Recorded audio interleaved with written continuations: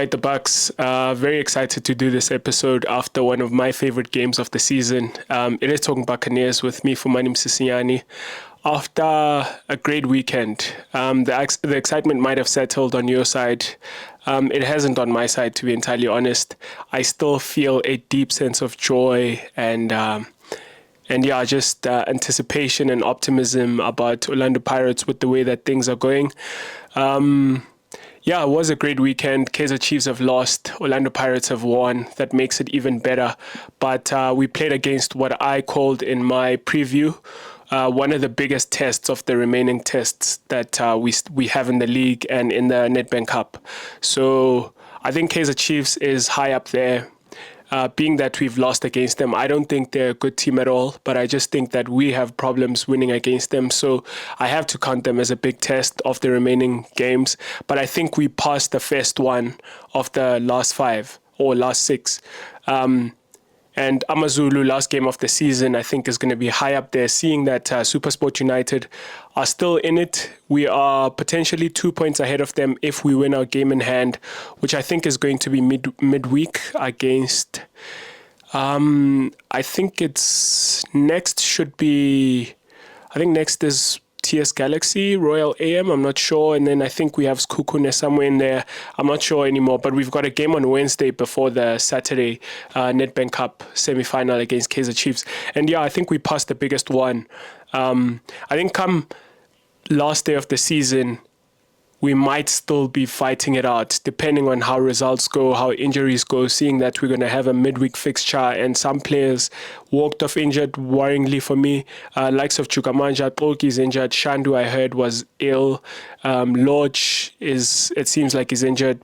Pule is someone who I don't think is fully fit yet. So we don't have all our squad at our disposal. And if we're going to be playing 3 times in the span of like 8 days, it requires that we rotate. But we'll get into that maybe later in the show. But I'm just saying that wonderful win for us. Very excited to do this show. Just a heads up, I don't know how long I'm going to go. There's so much to unpack from the game, so much to unpack around the club. We've got load shedding in about 20 minutes. So if the lights go off, sorry Buccaneers, but we'll just go with this episode as is. So just before I get into the match, I just like to start by thanking, all the engagement, all the support from everyone. To be honest, everyone watching right now, everyone who has watched previous videos, the people that subscribe, the people that send messages on Instagram, the lovely messages on TikTok, all the engagement, all the interaction, it makes it worthwhile. Sitting in front of the camera is exciting for me, but it's even better when people engage and people show a lot of love and support, and a bit of hate is nice every now and again. The criticism is fair and appreciated also. I just wanted to, just take this 1 minute, nothing massive or anything, just to say thank you. I really appreciate it. Being someone who creates content is literally, it's literally pointless without you guys, you Buccaneers and some people that watch who support other teams, which I don't get why, but I truly appreciate it. So let's get into the game now. I don't even know where to start. Maybe let me start with the formation. So in my preview, I spoke about how unpredictable Eric Tinkler is in terms of how he lines up his team. And I think you'll agree with me in that it was hard to kind of pin down what system he was playing with. It seemed like he was playing a 3. So it seemed like there was a 3 at the back, especially when they started building up. When they tried to build up from the back, it looked like they were building up with a 3. When we were on offense, it seemed like we were attacking a 3 at the back with wing backs who were high up. And then you had almost like a 3-man midfield. And then when they pressed us, they were pressing with a 2. Right. So I think they were playing a 3-5-2. I don't know. It was hard for me to tell. Usually it's not that hard to pick up a system because as the players move, especially if maybe you watch the game, fast forward, you can see the system very easily. But in my case, it was really hard to tell because the shape looked like it was shifting a little bit, though I can say that they were building up at the back with a 3, and they were pressing up front with a 2. Very aggressive high press from Cape Town City, which I thought played into our favor, into our advantage, but I'll get into that. We were playing typical, very expected 4-2-3-1. Expected Koki to miss this one, like I said in my match preview for this game. Surprise miss, Temikosi Lodge, arguably our best player at this point. Well, best player in the club, but I've spoken about this before, that Saleng, it sort of just made a statement in this season. Barely warrants repeating this, what I'm saying, but we all know Saleng was kind of like our best player, the guy that rises in the big occasions and in the not so big occasions, just very consistent in how he'd been performing for Pirates, scoring the goals, assisting, doing every bit, running for all game, but Lodge has emerged, or maybe that's a bad word because we all know the quality of Lodge, but he's just been sort of our best player in this small period of maybe 10 games. He's emerged as the great player that he is, getting back that form that we all know he's had, that quality that's there. We see it week in, week out now. So, yeah, a surprise miss from him. I think it's an injury. I think it caught a lot of people off guard, or maybe it didn't catch the Pirates technical team off guard. They just didn't speak about it in the press conference. Just to complicate the planning for Cape Town City, to plan for Lodge, and then, surprise, Otto on the left wing. So we started with Sipho Shaina, obviously centre back, Sipho Shaina goalkeeper, 2 centre backs of Mtetwa and Sibisi, and then left back, Innocent Maela, captain, right back, left-footed Paseka Marco, double pivot of Timan Munari, left wing Dion Otto, right wing Munapule Saleng, and up front Terence Chukamanja. 8 of those players are regular starters of late, so the momentum wasn't really disturbed as much with the changes, though it did change a bit of how we played, and maybe let me start there. I thought when the game started, Pirates was very skewed towards the left in the way that we played. I think it's mainly because, Otto hugs the touchline, as you will have seen, as you expect. He's someone who just runs down the line, gets to the byline, plays balls into the box, right? Left-footed player playing on the left. You expect that. I beg your pardon. And, Maela behind him as well is not those sort of inverted left-footed left backs who can come in even though he's left-footed. He also kind of goes out when he does go on the offense. So we're very much skewed to the left because I think Kabelo Dlamini would also play very much in the left inside channel. So in between that space, in between the striker and the left wing. So he's playing in that left inside channel. Saleng, as we all know, he cuts inside. He gets into that right inside channel as well, except when he intentionally kind of, in moments in that game, especially in the second half, but I'll get to that, he would stay out wide and, just almost stretch the field. But in the first half, he was almost inside.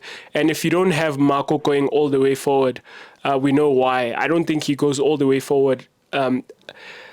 Not as often as he does when he's playing on the left. So if he does go forward, he cuts inside as well. And it especially works in previous games, if you've seen it, when Lodge goes outside, because Lodge will sometimes pop up on the right, hug that touchline on the right, and then Marco will sort of come inside into the channel, cause a bit of confusion and stretch the opposition like that. But Marco wasn't doing that run.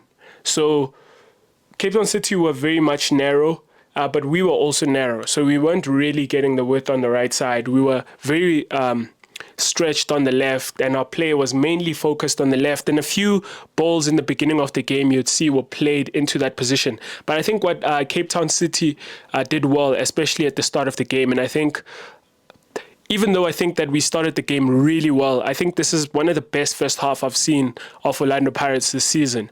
Just in terms of like asserting ourselves and dominance, though we didn't have much of the possession. I just think that it was so easy for us to open up Cape Town City. But the reason why I think that is because Cape Town City were very aggressive in their press. They were pressing our two centre backs with their two strikers, so almost giving them no chance to build up from the back. Because if you're playing with two centre backs, if you want to build up with two, you always build up with two if you're playing against one striker to give yourselves the numerical advantage, right? So in this case, Cape Town City were pressing us with two forwards, and we didn't drop one of either Marco or Maela on the left to form a three and keep that numerical advantage to build up from the back. What we did was Shaine would often join the build up. So we all know that he's a ball-playing goalkeeper. Though I have a few things to say about that. But yeah, so we were building up with the three of Shaine, Sibisi, and Mteto. And I think the reason why we don't score, because I really think we could have scored on numerous occasions in the first half just by playing that long ball, and a lot of the time our players were open on the wings. But the reason I think we don't use that, a few reasons.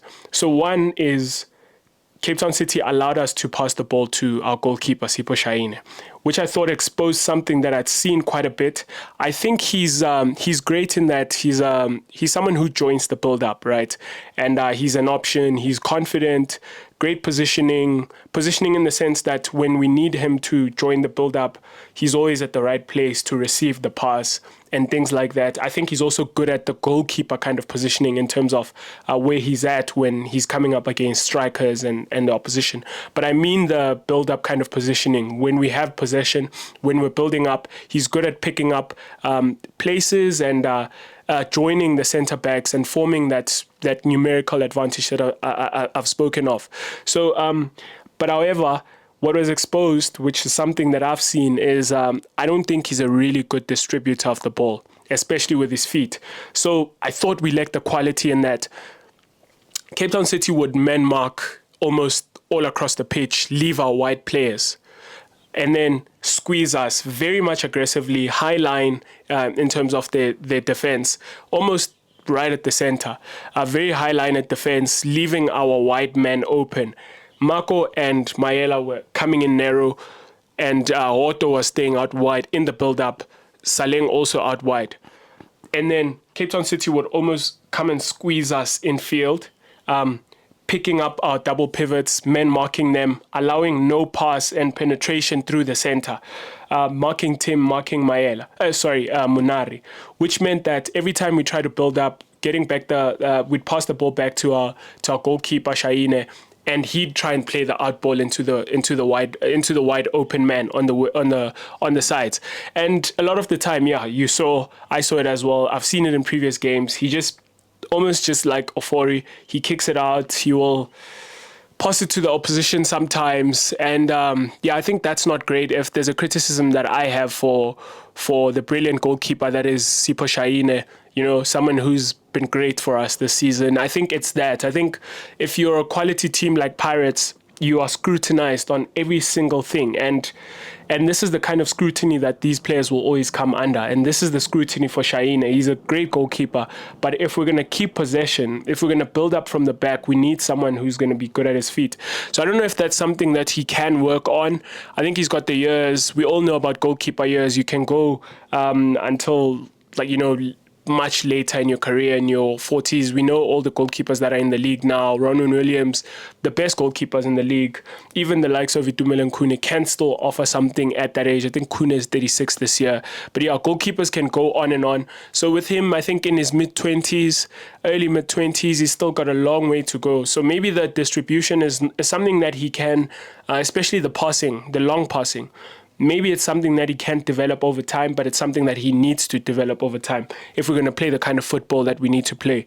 So, yeah, high press from Cape Town City, sort of forcing Pirates to release the ball early without time on the ball. And so this is why the precision in terms of our passing to our wide man wasn't that great. So we'd find them, but Mteto Asbisi wouldn't have enough time to ping those passes with accuracy. But the few times that we did, especially to the left side, I think I think we saw, especially the balls that we could almost open up, because every time we got it right, pass, and then find that long pass, it was so easy to open up Cape Town City. They were so exposed, so much space for us to run at them in the final third, which is something I spoke about again in the preview, that if we're going to get anything against Cape Town City, it's going to be running at them. I don't think we will be able to sort of carve them open with in possession, just opening them up, moving them around, things like that. It was going to be on sort of long balls, maybe counter attacks, and maybe counter presses, winning the ball high and then attacking them like that. And yeah, a lot of the time that we did open them, it was through a simple long ball. If the press of Cape Town City wasn't, if it was disjointed and wasn't very good as a unit, and someone had time to look up and pass, it was so easy to find Otto on the left. But this is the other point that I wanted to make, that two things. The reason why I think we didn't score as many times as we could have in that first half was because I think we lacked that quality on the left side. So I don't want this to turn out to be another Otto rant or anything like that. I think he's a very honest worker. I want to say this about Maela especially, and Otto, is that these are two guys who are very honest workers. They work for the team. They give their all. They leave it all out there. And I love that about them. I think in a team you need people who are gonna always run, always give their all in the team, right? But I think you always see it. There's a bit of quality lacking, especially in the final third with Maela and Otto. I think with Otto, the case for me, I've thought about this very much, that what could it be about Otto that, betrays him so much? Because it's almost like he's a quality player who's just missing something. And I think what's missing with him is I don't think he plays with his head up. I think that's one of the things. I think he's always just like lifting his head in the last minute. He's not someone who plays with his head up, always observing, someone who's very aware of what's going on. I think he lacks that awareness. But the other thing, I think he just needs to variate the tempo of his game. He's always just high tempo. Everything is going at 160 kilometers an hour. He just needs to slow his game down sometimes. And you would think that's something he would have, especially as a matured player who's played in the DStv Premier League for years now. But that's something that's just missing in his game. And I'm just checking the time to see that I've got 7 minutes before it's load shedding. So I'm going to try and rush through everything. But yeah, we concede the first goal by, I think, failing to, just failing to throw the ball to someone wearing a black shirt. We got a throw in. Cape Town City won the ball back, and Mteto was out of position. Very out of possession, and not much to say. Quick counter-attack, 1 pass, 2 pass. Then Kanyisa Mayo had the opportunity, and I thought he took a brilliant finish. I would have thought he would have taken a touch to maybe get closer to the goal and pick a spot that way. But he shoots from outside the box. Very good finish, low. Some argue that Shaine should have saved that. The ball was fairly central, but I mean, good finish on the ground with power. 1-0 Cape Town City, but this is the point I want to make, and this is a very important point, which I enjoyed very much, and which is something that I think makes this game one of my favorite games ever. I spoke about before the game that the Pirates fans are going to need to carry our team throughout now. It's going to be a case of the support, because a lot of the time when we don't concede the first goal often, so we go ahead and it's easier to support the team like that when things are going our way, right? But I was very impressed this weekend in that you could feel the belief even when we went 1-0 down. You could sense it in the fans. The fans just felt like this team is going to score. And it was just because the players were playing really well also. But there was a belief, and it didn't take long for us to equalize and get that equalizing goal. But I just loved it because I think it transfers onto the pitch, and the players can feel that the team is still with them, and everything is kind of going our way. There's no need to get a bit of a twitchy ass, getting worried and things like that. I'm sorry for the messages. Yeah, so that's something that was really going our way. Just a belief in the stadium. Everyone kind of believed that we will get a goal, and we do. And with the goal, I just want to highlight something which I thought, especially, you might have seen the moment where Kabelo Dlamini almost, we call it bridge. I don't know how to say this. He he lets the ball go through his feet to give Munari the chance to shoot, and we get the corner, and via the corner we score that way. So the corner was crossed to the far post, and Maela sort of headed it back. And something surprising, Cape Town City, they man mark in open play just all over the pitch. Everyone's marking their man, but with set pieces they go for zonal marking, which betrayed them. So everyone was kind of focused on where they should be, and no one's attacking the ball. So Maela heads it back, and Chukamanja's free. Very deadly strike, very deadly head off the ball, Chukamanja, and we equalize like that. But I just want to say this about Kabelo Dlamini. I think I'm really impressed with quite how he's growing in confidence. You see it every game that he's trying out things now. He's trying those nutmegs. Always knew he's there. He's very silky as a player. I've said this on this platform before, but he's growing in confidence and trying out things, taking shots, that sort of thing, playing with a bit of freedom and creativity and imagination. But the criticism for him, again, is he does it for so you go missing for spells in a match, and then he'll, reappear with a bit of quality on the ball and then go missing again. And I think you can't be. He's got to be at it all game. He's got to be at it. He's got to be available. He's got to be opening up, trying out things, just like Saleng. With the kind of player that Saleng is, he's always availing himself, where Kabelo Dlamini can go missing. And I think the best players are like that. I think of someone like Ozil, Mesut Ozil. I'm not saying that Kabelo Dlamini is as good as Mesut Ozil, don't get me wrong. Though I think he's very silky, quite with that left foot, able to dribble, able to move around, receive in tight spaces, things like that. Though, just like Ozil, he'll go missing. And that betrays his quality because, you don't remember him. He's not memorable in the game, except that one moment where he did something that shows his potential, but he's just not hitting that roof, that ceiling of his potential. And I think that's something that he's still got time to get there, but he's got to do it. Pirates, there's no patience. It's surprising that the team has been patient with him. The club has been very patient with him, but honorable mention for Munari, and I think I've got 3 minutes now. Honorable mention for Munari and Tim. I think these two players have been outstanding this season.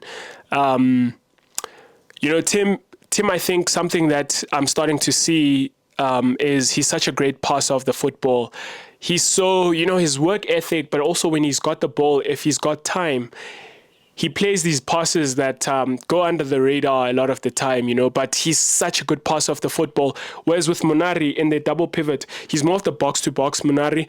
And, I dare anyone to get the ball off him. He's so brilliant at keeping the ball. He's very proud to see him putting on that arm belt.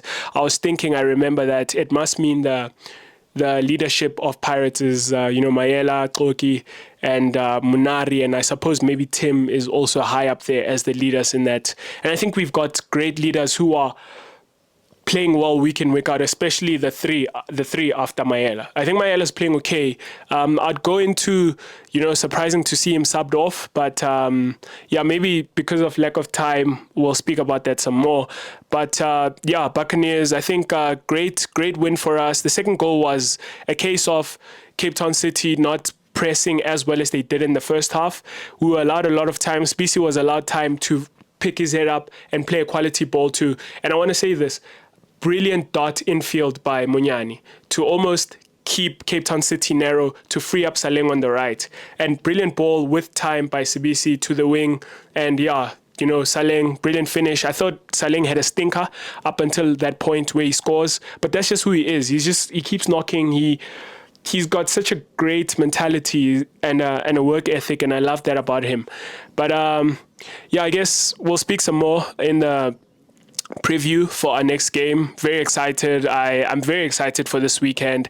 I think there's a belief and an optimism that's sort of we can all feel as Buccaneers fans. And the worry is mainly that it comes at the end of the season. How are we going to almost transfer that to next season? And it's going to rely on the signings that we make. But for now, let's enjoy the great things that are going our way. Let's enjoy the wins that we are getting. Let's enjoy the players, week in, week out, giving in good performances. Let's enjoy Chukamanja scoring the goals. Let's enjoy Saleng keeping on going. Let's enjoy, being a part of something that could be that's meaningful at this time of the season. A lot of the times, times in previous seasons, by this point, we kind of like, okay, the Sundowns has won the league. We are out of the Nedbank Cup. But yeah, just credit to the technical team and the squad and the players. You know, as Buccaneers, we're excited to go and watch our team, speak about it, you know, engage about it. And we're also always excited to laugh at the team that dresses in yellow.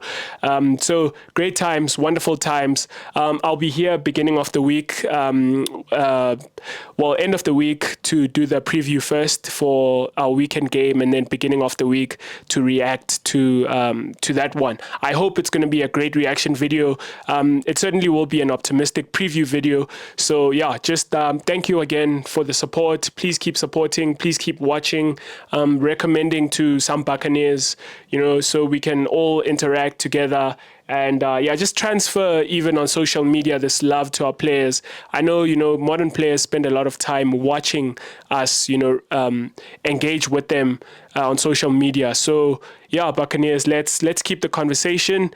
And I think electricity is about to go now. So let's wrap it. Up the mighty Bucks, up the Sea Robbers. See you at the end of the week. Cheers.